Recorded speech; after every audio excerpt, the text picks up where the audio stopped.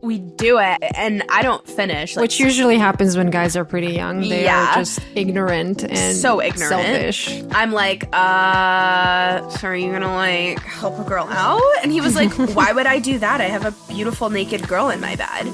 And I was like, are you kidding me? And he's like, yeah, but let's just keep this between us. And I was like, you know what? We're not friends anymore. Goodbye. I was on Hinge like in November, and I'm scrolling, and I see this guy from USC, and I'm like looking, and I see this guy that I like lost my virginity to in his photo, and I literally pelted my phone so far. I was like, get this away from me. Well, hello everyone, and welcome back to Boujee Best Friend Podcast. It's me, your host Coco, with another episode with a super infiling woman. What did I say? Infiling? With a super empowering woman. Wait, I can't. What does infiling even mean? Oh my God. Okay, well, welcome again to a Boujee Best Friend Podcast with another guest who's super empowering. That's what I wanted to say, empowering. Maybe I wanted to say inspirational and empowering, and then we got infiling. So I'm going to submit an application to place that word in the dictionary. Let's put this under immigrant problems bucket. A little bit about the episode. I interviewed Gigi Robinson, and I'm so happy with this episode because Gigi is, first of all, I think the youngest person I ever interviewed. Not that we are such a big discrepancy in age, but she just finished college. She's 24, and we talked a little bit about her college experience and how it actually was to be, you know, in a sorority, and is it really like you see in the movies, and how vicious can they get, and the fraternities and the social climbing. And it was such an interesting episode for me overall, and I feel like we can implement all of these situations in, you know, maybe your situation today at work or at school, or maybe you're running your own business. It's such interesting to see how people function in these huge settings. We also touched on mental health. She's a huge mental health advocate. She also is struggling with a bunch of chronic illnesses, including endometriosis, which we shared in common. I feel like we recorded this episode a few months ago when I just came back from my surgery and when I started kind of, you know, recovering. We also discussed her mindset and her work ethic because, as I mentioned, she is so...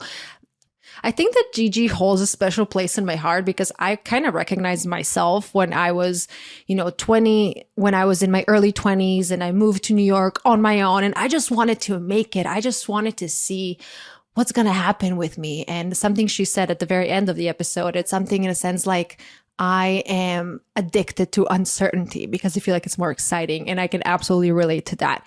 Another note, when we were recording the episode, she still didn't launch her children's book about chronic illnesses, but it is now live, and I'm going to share it in the show notes so you can take a look. And I think it's so amazing what she's doing. Okay, before we get into the episode, I want to read a review from one of my Boujee besties. Okay, one moment, please. I might frame this review because it is epic. Okay.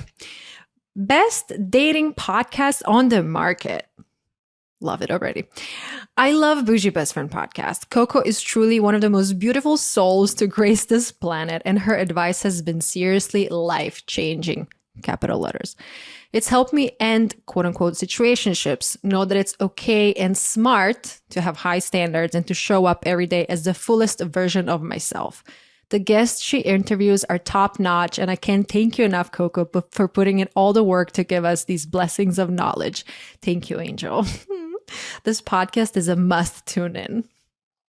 This makes me so happy, and I love that you guys love the episodes, so please click that subscribe button. I drop episodes every Monday, and also I'm sharing them on YouTube, so subscribe, follow the show. Please leave a 5-star rating and a review. It helps it more than you can possibly imagine. The bigger the show gets, the bigger the guests get. So without further ado, let's get into the episode. Gigi, welcome to Boujee Best Friend Podcast. Hey, Boujee besties. What is up?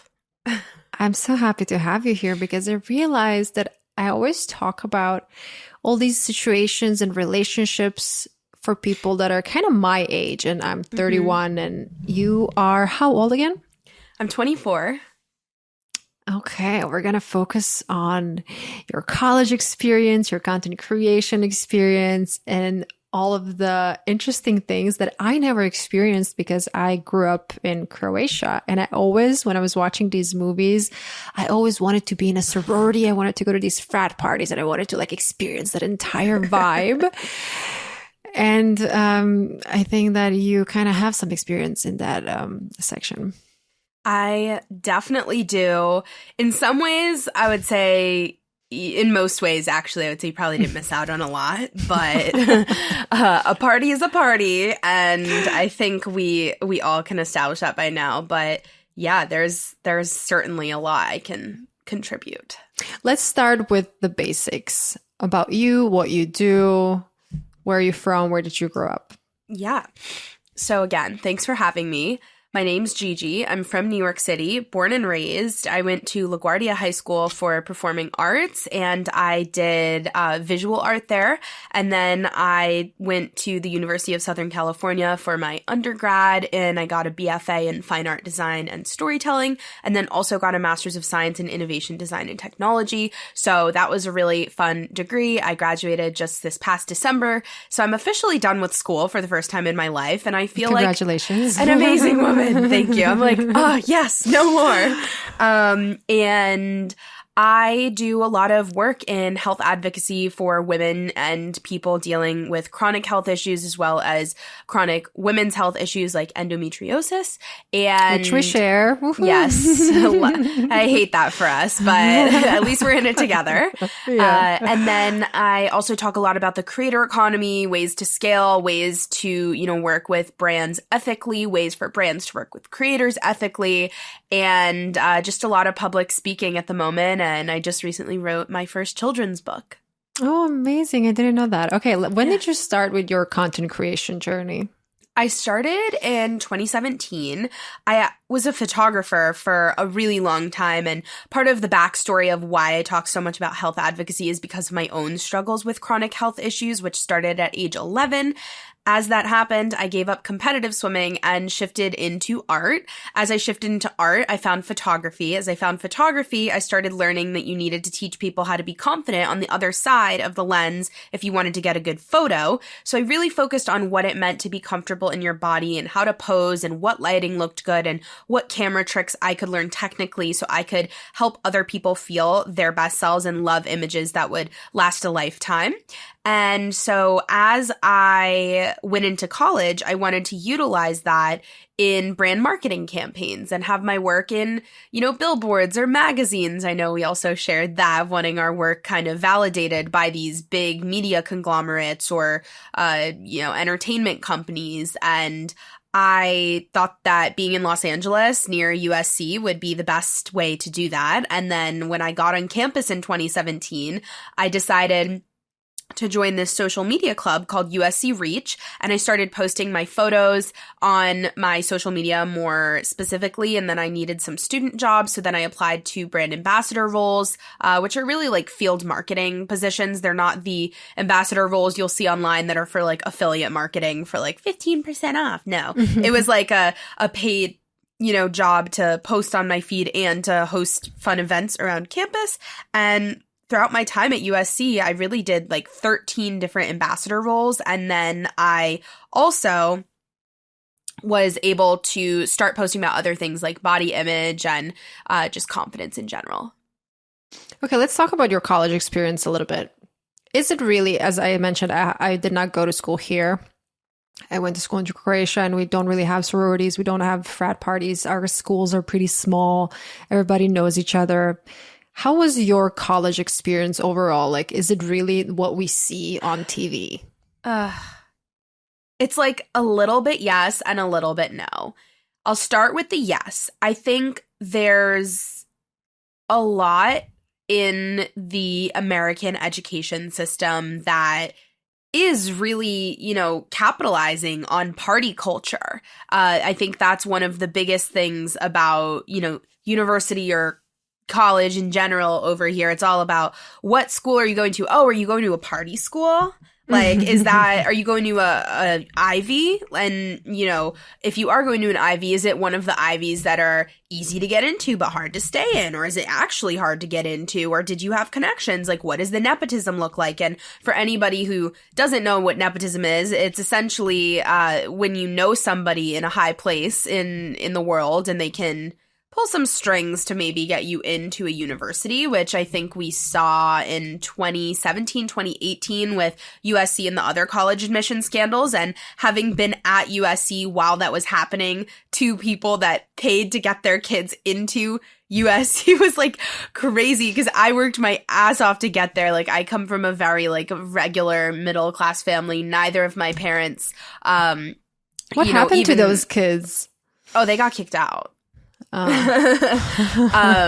But you know, like, neither of my parents even knew what USC was before I was. I mean, like, hey, I didn't know until you told me about your school. Yeah, and it's. I mean, a bunch of other universities were like included in that whole scandal, but you know, I think USC is one of those very historic traditional universities that's been around for over a century. Oh, I think maybe even over two. I want to say it was like founded in the 1800s. I'm not 100% sure, so I should know this, but I don't. And it's okay, you're done with school now. You don't have 2 to degrees know. later, I'm like, I'm done. I don't, all of that information, gone. But yeah, you know, I think it's a very gorgeous campus. There's a lot of history there. There's a lot of, you know, legends, like Steven Spielberg has come out of USC, and a bunch of other incredible filmmakers and entrepreneurs and so on and so forth. So I think going to a school that also has that legacy was really important to me. And I feel like you could really feel that when you were on the campus, just all around everything was buzzing.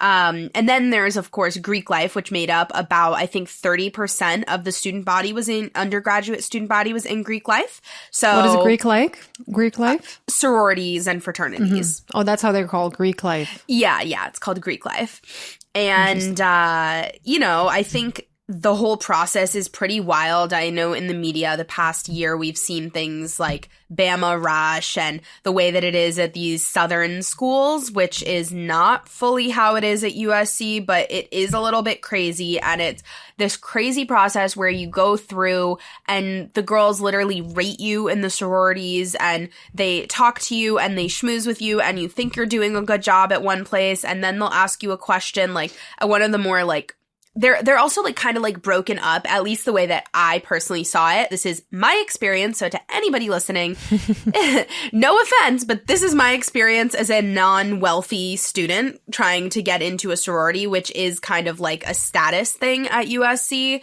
It's a financial privilege. You have to pay about $2,000 to $4,000 a month. Wow. A semester. Oh my God. Okay, that's not so that every much. 3 months though. Every 3 months, though. Yeah. Like, it's not little. It's not little, especially if you're not living in the house.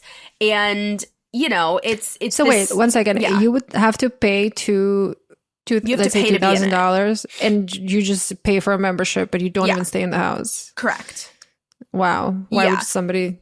I mean, so part of it is this idea that's marketed to us about sisterhood, about support, about leaning on one another, about access to alumni networks, access to, you know, jobs, the nepotism, right? You're essentially getting in the door who's an established alumni that you can reach out to maybe to have a coffee chat with, who works in a role that maybe you want, for example. Or another example is, you know, I mean, you can live in the house. It's an additional fee. Let me just, what I was thinking, if I would be able to go to school again, I would actually go if I would find a way to afford whatever expensive school.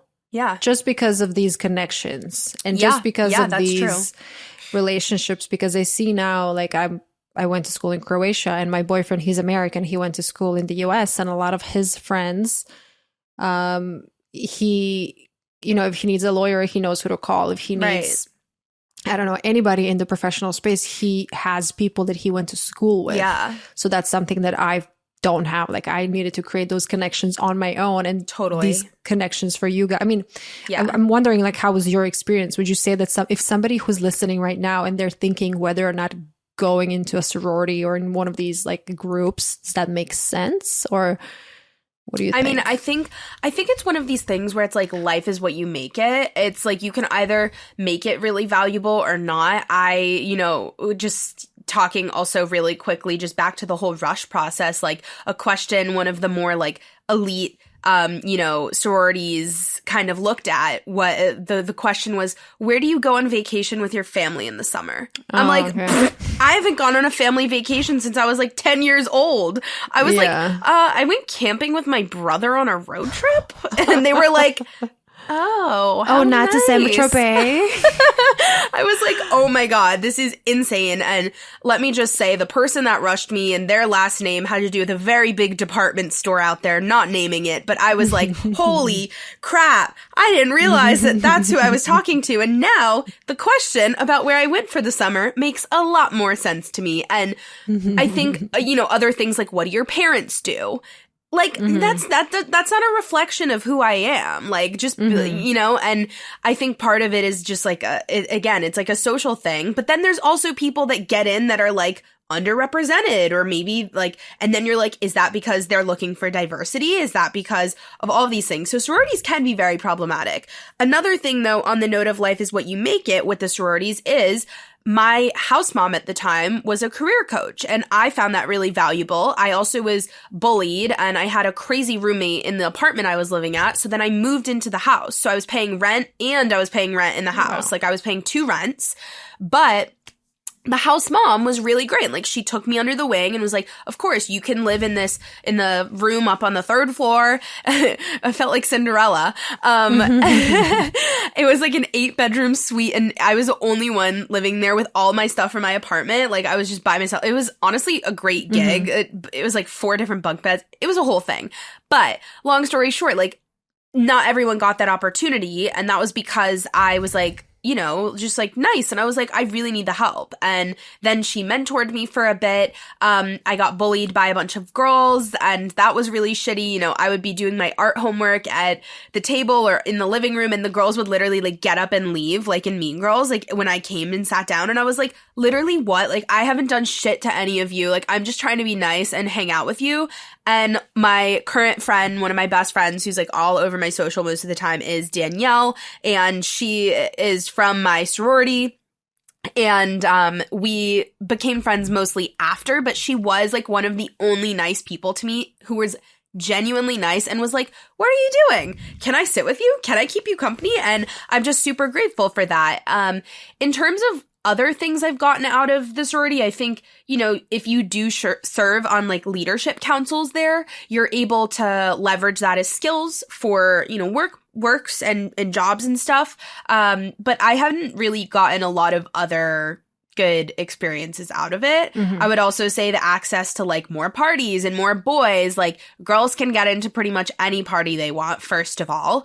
And second of all, I just don't really fuck with the way that the Greek life system works, especially with guys. Like, I'm not trying to put them all in a bucket, but a lot of the time, these guys are just like looking to just like hook up with as many girls as possible, say really mean things, not be really nice. The bar is so low. A lot of the time, you'll be at a frat and there'll be the girls that are like super tall, blonde, and skinny. And as a, shorter, thicker girl that was a brunette, I would get like freaking elbowed. I would get stuff poured on me like by accident, like just so that I would get moved out of the way. And the girls would get in on it too. Like at tailgates, I would get completely spilled on by somebody bumping their cup into me to the point where it would make me move out of the way so that they could get closer to a guy. Like, literally this shit happens, and it sounds like I'm describing a movie scene, but it happens.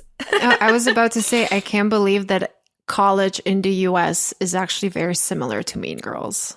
Oh, it's horrendous. And you know what? Maybe it is because I went to USC, a big Pac-12 school. Like, I think USC is one of the bigger sports schools. It's I think the entire undergraduate student body was like 30,000, something like that. No, the entire 42,000 undergrads. So I want to talk about the hookup culture. Yeah, when you're in your 20s and going to college. Yeah. How was that experience for you? Yeah, so I mean, just on that whole note of not fully loving guys that are in frats also has to do with their lack of respect for women, I think. And I'm not really sure where it goes because a lot of them, for the most part, hopefully were raised by a mom and hopefully have sisters or cousins that are women that they respect, but they join the frat and it's just like completely out the window. I think I know at USC, but a lot of other schools, there are severe issues with sexual assault. It's almost the norm. I think, I have just had so many experiences where I've been talking to my girlfriends and it's like, yeah, this happened to me. Like I was like groped at a party, or I was like drugged at a party, or I was assaulted, or a guy pressured me into doing something. And I think that this really adds to the hookup culture in a negative way. And it is also really affecting the way that women have relationships with men because it's all we know. We're like going into our early 20s and we're like starting literally below what the bare minimum is, with guys being like, yup, if you want to have sex with me, it has to be my way. If you want to hook up, it's on my terms. And it should be the other way around. And so, also being in these sororities, they have this thing. Let me just explain this because it's really crazy. It's called Monday night dinner. So you're in your sorority house. It's between 4 and 5:30 p.m. on Mondays. And you have to go and you have to be present and you have to wear a black dress. You can only wear black. And it's like a very formal thing. I'm wearing black right now. Is it Monday? No, it's Thursday.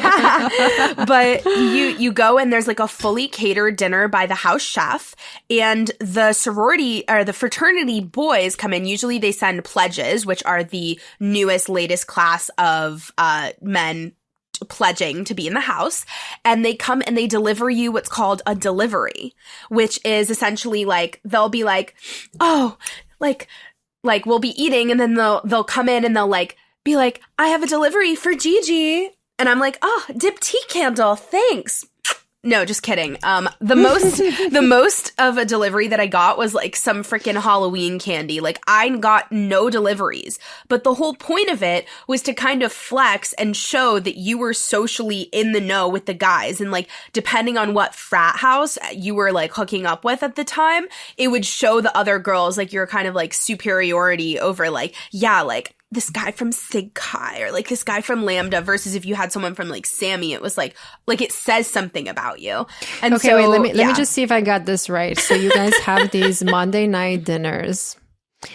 And then these guys who are trying to become a part of a frat, they come to your sorority and then they bring a gift. But what kind of gift is it usually? Usually like candy, cake, flowers, chocolates, candles, sweatshirts, really anything. And what will happen is the older guys who are in the house will send gifts and the younger guys have to do it because it's kind of like a little bit humiliating. Like they have to dress up in suits and like emasculate themselves or like do a dance, sing a song as they're delivering it. Like it's wild. Did you have similar pledges to get into a sorority? Because I always saw these like frats and then they're actually humiliating guys. Yeah, I mean, in movies, again, I didn't go to school here, but.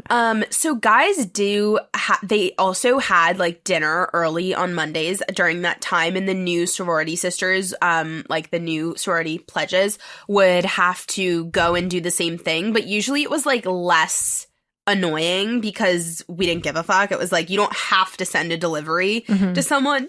But at USC, the guys had to, and it was just so ridiculous. And then it just made me feel so awful because I would never get any. And I was like, oh my God, like maybe I'm not popular, which like I didn't even care about. I was just like, I feel like not like. I know I'm hot shit, but compared to these other people who are getting all this attention from guys, clearly I'm not.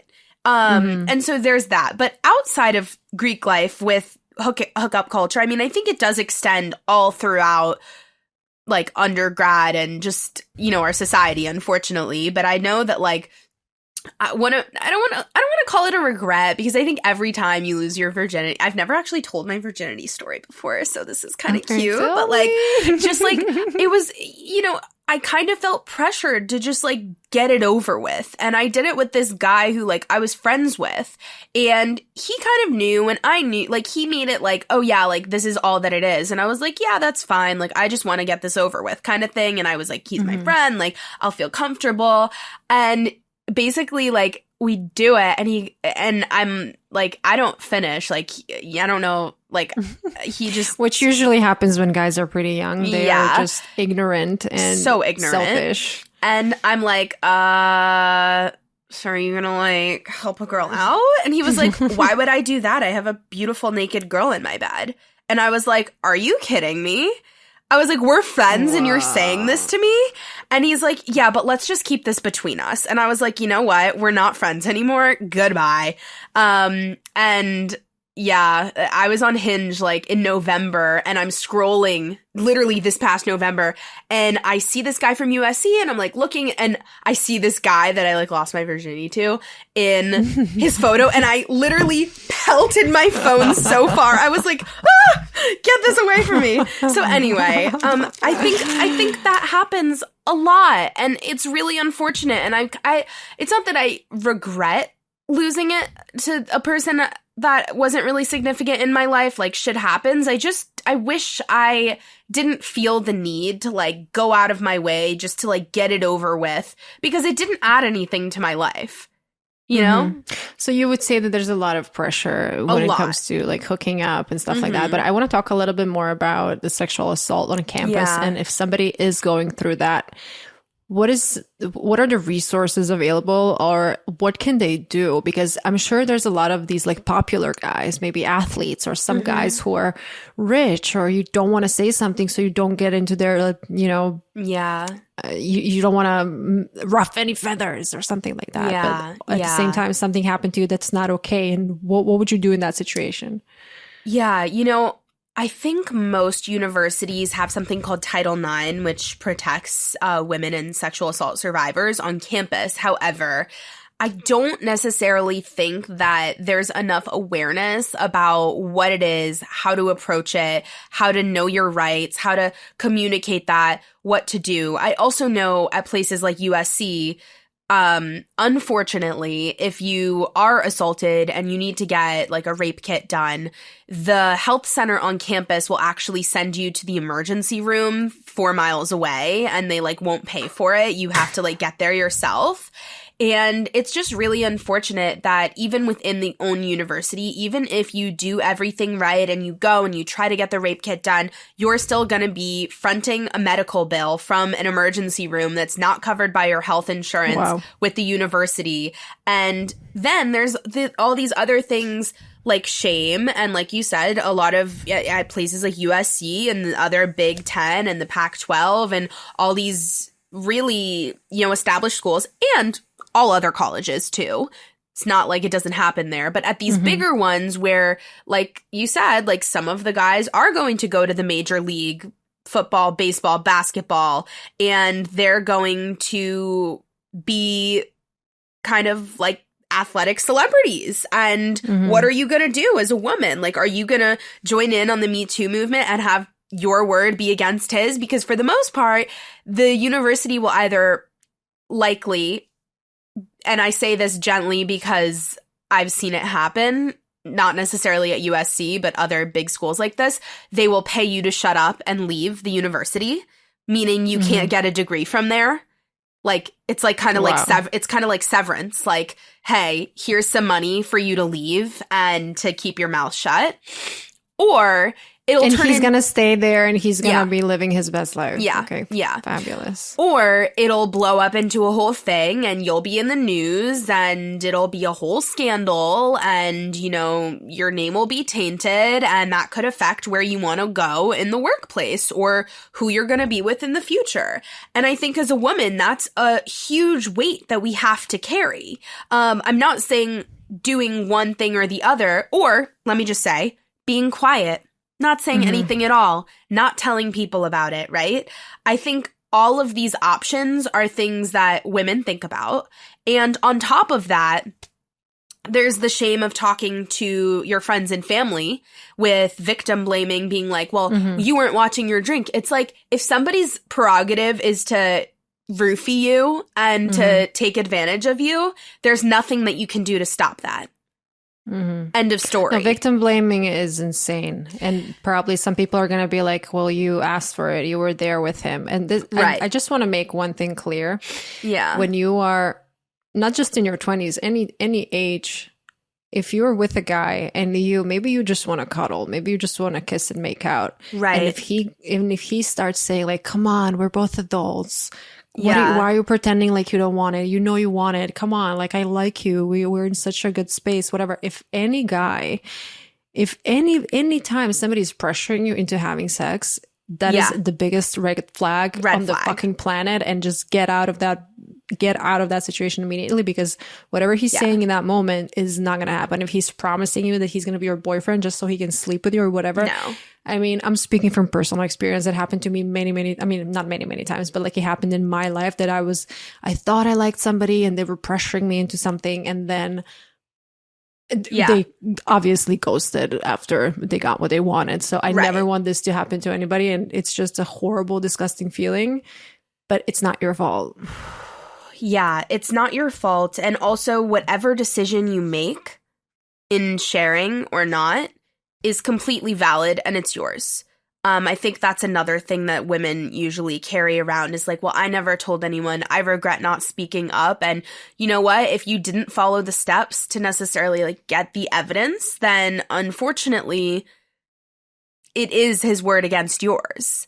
And the reason I say that is because usually the men are the ones that get away with it. And it's so unfortunate. And I know at USC there were a bunch of kind of like, I don't want to call it like a protest, but like a lot of women and men that were of support kind of went out after there were some assaults last year, and they staked out, and all the girls wrote, they wore different things that they were assaulted in. They wrote things that were said to them. They wrote what happened. And, you know, it's extremely emotional, and also so heartbreaking that this is something that we're still dealing with. And why aren't these fraternities taking accountability to teach these men what isn't okay? And why, when we know which students have done what to which women, why are those guys not being kicked out of the fraternity or being on academic probation? I mean, there's no consequence for men. There's not. And that's part of the problem. You know what university. I saw there was a college in the UK talking about Andrew Tate and how he is not a good role model. No. Because a lot of guys in that school, I guess, were talking about him and they were like praising him. So there was an actual class talking against him, and I was so happy to see that. That was I'm happy to hear that. But it's you know, it's also just something that, like, I think, at least in some workplace environments, a lot of times men will be like, oh, well, you're overreacting. You're taking this out of context. You said that it was okay. You said, like, yes. And sometimes, I mean, I've luckily been seeing some things on, like, Instagram more and more, and TikTok, of, like, guys being like, anytime, like, or, like, even, like, just, like, on, I don't want to call it comedy, but like just like those like Instagram bros that think they're funny are like, one of my rules is, you know, if a woman is drunk, like in any way, I will not have sex with her, even if she says yes, because she may not remember. And if there's any inclination in your mind that something's going wrong, or that you know, you don't want to, then don't. If you're going to regret it, then you don't want to, then no, don't do it, because you never want to be in that situation. Yeah, I just want to add here that if you're in a work environment and you are feeling uncomfortable, I heard crazy horror stories, and a lot of girls write to me and they're like, my boss is even sending me flowers every day, and it's just so awkward and weird. And I hope that they are in a company where they can just go to HR and do something about it. But the point of what I'm trying to say right now is that if this is happening to you, if you're uncomfortable, it's absolutely not okay. And you should do something about it because you shouldn't deal with this every single day. You shouldn't go to work with a pit in your stomach. And that's just not okay. And and I think another thing that's really challenging, especially about being on a campus, is like you might have to walk on your way to class at the place or past the place where you were assaulted. You might need to sit in a room, in a classroom, or in a club meeting with somebody who did that to you. And I think it's almost like, what kind of judgment do you want from other people? Are you going to get judgment or support? And what side are people going to take? It's just, it's so unfortunate. And I don't know why universities don't take it more seriously and why there's not measures in place to really educate these young men, because I don't understand how they can't understand. I mean, I'll tell you why, because probably their families are donating a lot of money to the campus. I mean, I watch a lot of SVU, so that's usually what the case. Okay, that was very insightful for sure. My college experience was totally different. I pretty much didn't even go to class. I mean, I did go to class, but I never really studied as much as my other friends studied. And I was always working since I was 16. I was always, hostessing or nightlife or whatever I was able to do. And then I would go to a test and I would get A's, and my friends were always like, how you don't study at all? I just know what I need to know. Yeah. And then I kind of finagle my way through that. Totally. Okay. I want to talk about body image a little bit. Yeah. And I know a lot of people in their 20s, me included. When I was in my 20s, I was super insecure. I didn't know who I was. I was validating myself with all these external things like, a fancy bag or shoes or all these other things, but I was actually really insecure in myself. And since you are an advocate on, positive body image and stuff like that, I would love to hear where that came from, first of all, and how is that developing now? As some of you may know, a few months ago, I accidentally discovered a cyst on my ovary and I had to get it surgically removed. Now more than ever, I'm really staying on top of my health, and I don't mean just trying to eat healthy and exercise. I'm adding supplements to my life to prevent any unnecessary health issues. My goal is to just stay happy and healthy. Speaking of happy, I'd love to introduce you to Happy V. Happy V is a wellness company committed to creating scientifically sound products and educational content to help women lead healthier and more empowered lives.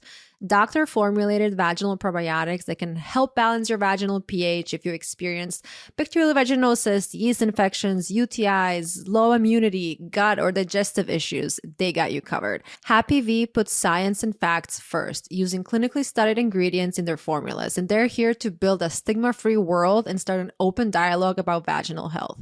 You can check out their products at happyv.com and use code HAPPYCOCO10 to get 10% off your order.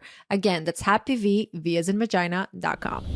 Yeah. So as I mentioned kind of at the beginning of the episode about my passion for photography and confidence and learning how to pose, it honestly just happened so naturally because I was doing a lot of self-portraits for homework at the time. And I was also just, I think just learning how to, take good photos and always get a good shot and help my friends get good shots. And as I did that more and more, it was just easier for me to be like, yeah, like, here's what you can do to feel more confident in a photo. And then I kind of started translating that into like the real world where it's like, okay, maybe you feel confident in a photo, maybe you look confident in a photo, but maybe you don't feel it in real life. So what are the action steps that you can do to really shift that mindset? And a lot of it does come down to mindset. And a lot of people aren't willing to do the work on mindset to really think about like, okay, when does my body feel best? When do I look my best, and when do I also feel my best, right? I'm not saying you can, if you look your best in a red carpet gala gown, then like, obviously you're probably not going to do that every day. But, in college, I was also dealing with eating disorders, just being in Los Angeles, I call it the LA effect. I'm sure it happens kind of down in Miami a little too. Just everybody's perfect. Perfect. Yeah. And I just think that, going through that, you're like 18, 19, 20, 21, and you're around all these gorgeous blonde, tan, skinny people with expensive things, and it's really easy, at least for me at the time, was easy to kind of like let that be something that affected my self-worth for a little bit, where I was just like, I really thought I was confident, and then I was around all these gorgeous people that were, again, hooking up with more guys than I was, which again is a pressure that, not that it's right or wrong, I think people will do what they're gonna do, and I think that's great, but they, would just do that, and it would feel like something's wrong with me if I'm not doing that. Again, back to the hookup culture. And then it was like, if you're eating a certain way, if you're not eating as many salads, if you got a sandwich instead of a salad, like, oh my God, if you got a smoothie instead of a juice, like, people were so maniacal about details and just being like trying to be as thin as possible. And I just think that was so toxic at the time. And so I was dealing with that, and I was dealing with my health issues getting progressively worse, and I was taking medication that was making it nauseous for me every time I would take it, so I wouldn't want to eat. And then I wouldn't eat, and then I would drink coffee, and then I would like lose a bunch of weight just because I wasn't fucking eating. And that was something that was normalized. I mean, another thing that was normalized on campus was like burnout. It was like, hey, how are you doing today? Oh, I'm like dying. I have so many things going on. Like I have X, Y, and Z, and I'm just like, I'm not going to sleep tonight. And like, why is that normal? And then you high five each other and you're like, yes. Oh my God, me too. I'm so fucking tired. And it's like, that shouldn't be the norm. Like, we should be focused on teaching wellness and self-worth and self-development, not on, nonsense like things that are just taking up our time, keeping us busy, like these sorority Monday night dinners or like anything like that. It was just, it was really hard. And so, as I was dealing with these health issues, I started documenting my journey and posting about it on the internet, where I started seeing other women dealing with it. And then I got sent home with COVID, and I basically just kept doing that and showing people that like, it's okay if, during COVID, you had to go back home and you live with your mom and dad again. And maybe they're commenting on your body in ways that they did in high school. And maybe they have all the food available that you want during COVID that is unhealthy and not like your own personal diet that you did at school. And maybe you're gaining weight, and maybe they're going to criticize it again. And so how can you still feel good in that environment? And that's what I kind of really started to look at and post about online. And the rest just snowballed. And now I'm here doing it full time. Tell me about your health situations, if you're comfortable. Yeah. So I was diagnosed with EDS, hypermobile Ehlers-Danlos syndrome. It's a connective tissue disorder. I like to describe it as if there is a rubber band that's stretched out and there's no elasticity left, so it can't really help support your joints like a normal rubber band would. It's too stretched out. And so I would get really like injured left and right. I just had so many injuries back to back. And I grew up in New York City around the best healthcare. I was able, I had the medical privilege to be able to get diagnosed at a young age and get the resources that I needed to really do well. But I dealt with people being like, you're not sick. You look perfect. You're beautiful. Like you're too young to be in pain. You're too young to be on all those medications. There's no way. Like you just are addicted to, medication. And I'm like, ew. I can't believe an older person would say that to me. And I unfortunately dealt with teachers not believing me and friends not believing me in school. And that ultimately led to, my career as it is, which kind of sucks. But it sucks that that's the culprit. No, it's just your story. Yeah. And I guess just on top of that, it just really was, something that just I knew I couldn't be the only person dealing with these pressures from society, from other people telling me that I had to look a certain way, or because I looked a certain way that something was, definite. I'm like, just because an apple looks perfect on the or an avocado looks perfect on the outside doesn't mean it's ripe on the inside, or maybe it's overripe, And I think that that's kind of what life with a chronic health issue is like. And then I, was dealing with severe back pain for years years and years and years. And they always said, oh, it's because your back muscles are, loose, and, your hips are loose, and you need to keep doing physical therapy and go to water aerobics and this and that. And it ultimately ended up being endometriosis all over my pelvis and my bowels. And I'm like, geez, like I wish, and I had that surgery 2 months ago, and it's just like, oh my God, like, I'm so grateful that they found it, because the earlier they find it, the better it is for you in terms of protecting and preserving your fertility. But it doesn't mean that it's going to be going away forever. At the same time, 1 in 10 women deal with it. It's a very common issue, but it is very serious. And I think that it was a lot for me to kind of process all of that. But as I have shared with a lot of people, with the press, with my, social media, just people are feeling less alone in the journey to finding that diagnosis. And I think that's probably one of the most gratifying parts about the work that I do. Yeah, I honestly, when I got diagnosed with my endometriosis, I was surprised when I started sharing it online, how many people were writing to me and telling me how they dealt with it, or their sister, their cousin. Yeah. And I had no idea that it was so. And I'm the type of person who is very into health and wellness and self-development. And I thought I was really aware. And I'm going to have a whole episode on vaginal health and all of that. But it was crazy for me that I didn't even have any symptoms.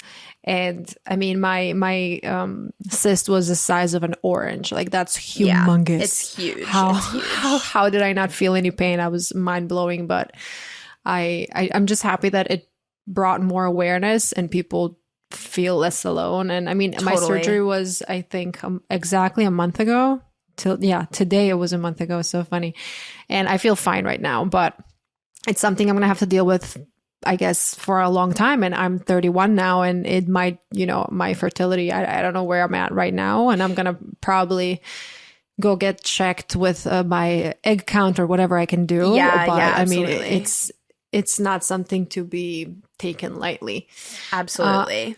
I want to talk a little bit more about your career. And I mean, you are so young, and it seems like you're already killing it. Tell me more about that. First of all, I still, like, I'm so impressed by your LinkedIn. I told you this the first time when we met. I'm like, can you please just like do my LinkedIn? I don't know. Like, it is like, it just looks so well done. And I think a lot of people who are Gen Z or younger generations, they're not taking work as seriously. Like, they want to be, influencers and TikTokers or whatever, but they are not willing to put in the work. And I really admire that you do put in the work. So if you can speak a little bit on that and like your mindset and your processes when you are setting yourself up. Yeah. Well, thank you. And LinkedIn is probably one of my favorite platforms. I just love the ability to be, connected to founders and CEOs and CMOs and the people running global companies. And, I mean, like one of the global heads of like culture at TikTok, like messaged me, and I was like, what? How do you know me? Like, oh my God, this is crazy.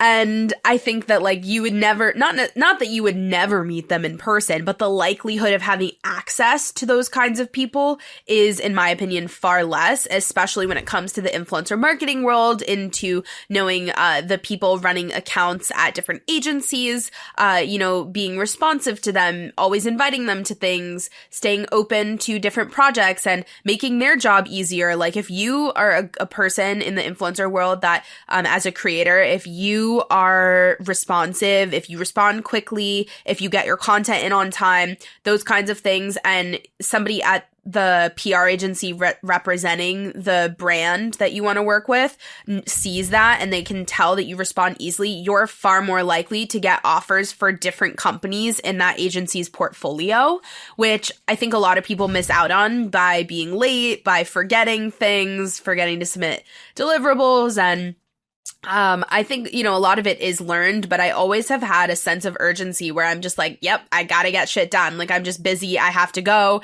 It's time to bust out those emails, send as many pitches as possible, set up the shoot date, just like go. And I mean, I did have like as a art major, you have a lot of planning involved with creating art and working on a deadline of being like, okay, we're starting this project and it's 3.5 weeks long.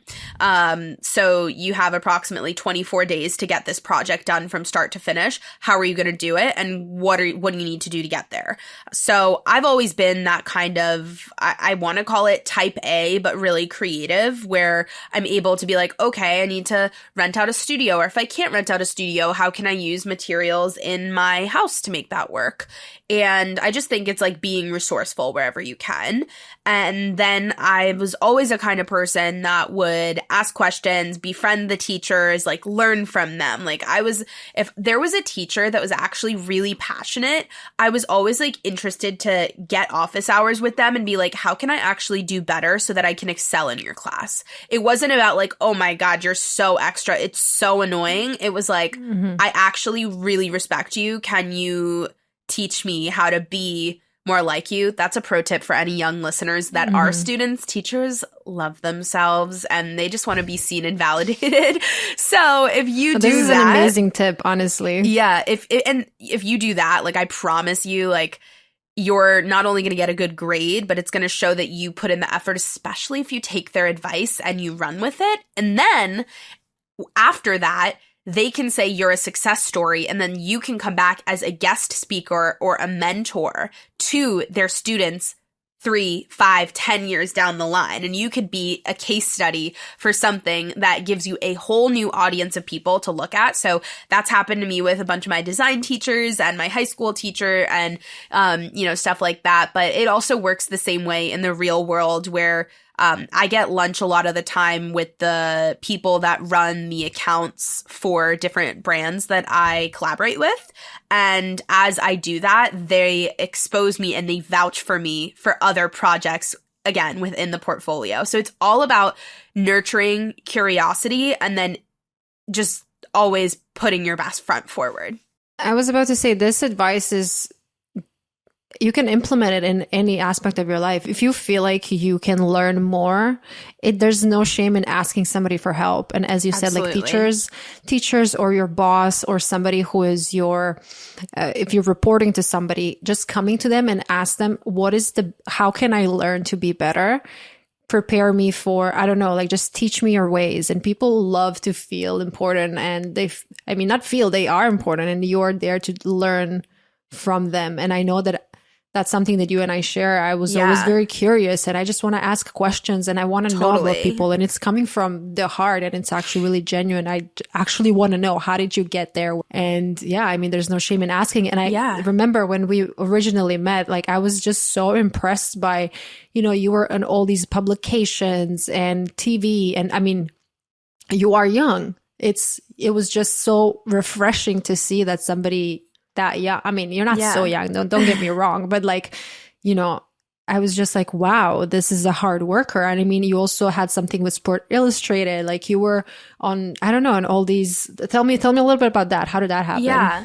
I honestly submitted through their online casting call last year through the swim search, and my mission was to elevate the voice of people dealing with women's health issues, women dealing with chronic illness. And as I did that, I just was, so honored to be able to be that voice and that representation for women. And I showed up, and I didn't retouch, and I didn't get Emsculpt or, do anything crazy to my body. Not that any of that is wrong. It's just a choice that I didn't want to alter my body. I wanted to show up exactly how I was. And that's how a lot of women dealing with health issues do have to show up, just as they are. They don't get to work out. They may be, they might not be fit according to like media standards, but they're fit in terms of being able to be active, being able to do as much as they can. And so that was kind of some representation there. And I think ultimately I have just always gone for what I've wanted. I think the worst that can happen is it doesn't work. One of my team mantras for, my business with the women that I work with is fail fast, learn faster. And I think part of that is really about, if you make a mistake, it's okay. But let's figure out a way to pick up the pieces and do something better or not make that mistake again.